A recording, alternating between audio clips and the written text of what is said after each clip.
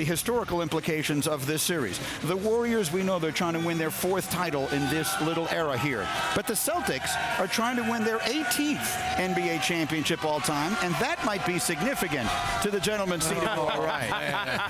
You would have to throw that in there, right? You know the Lakers, we hate the Celtics, so I'm not going to shy away from that.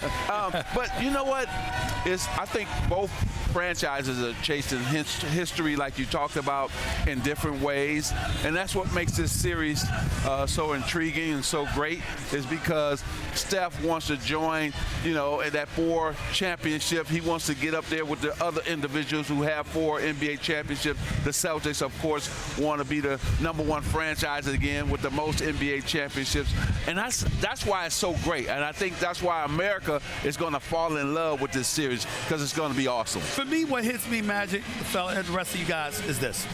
When I think about the Boston Celtics, I got 2 train of thoughts about Boston.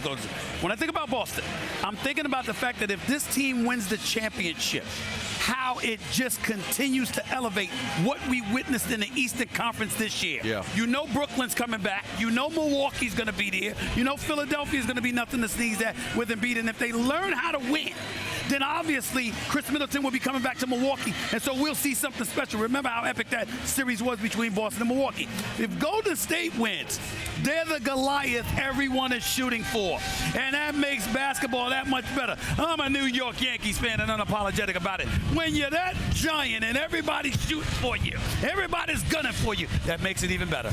That's why my answer, Stephen A., is the Golden State Warriors. Because a New Yorker like yourself, you get to root for the Yankees. Magic is the Los Angeles Lakers. So many people that love the Boston Celtics. But this is special for the Golden State Warriors. If they're able to win the championship, they're able to put up a level of high scores that their franchise has not been able to achieve. And individual greatness gets elevated with the Splash Brothers and Draymond Green as a trio. You know, this is only like the 3rd time ever that 2 original franchises have played for a championship in the NBA. Happens in the NHL. We talk about the original 6 all the time. These are 2 original franchises, the Warriors, you know, and the Celtics. The Celtics, this is amazing. They're 17-4 in the championship round. Only 4 times they've ever lost, and you start thinking about that. And here, as tough as the Eastern Conference is, that's a great point, Stephen, that you made. With Milwaukee, we expect Brooklyn to show up at some point. I think we do. Yeah. You know, in Philadelphia, if Joel Embiid, they can keep him surrounded. It looks great. But if a young team with that kind of skill at that many positions, that athletic, if they win 1, they can be on a roll. If somebody doesn't stop them, and Golden State is that team to stop them, we could be looking at them being really like the Celtics, where they go 3 or 4 times themselves if they don't get stopped early on, meaning now. So maybe we're watching the potential of a dynasty in the Warriors, or maybe a dynasty in the making with these young Celtics, Magic. Well, I like them. I like the Celtics because I think they know who they are. And also, too, I think Miami, Milwaukee prepared them for this series.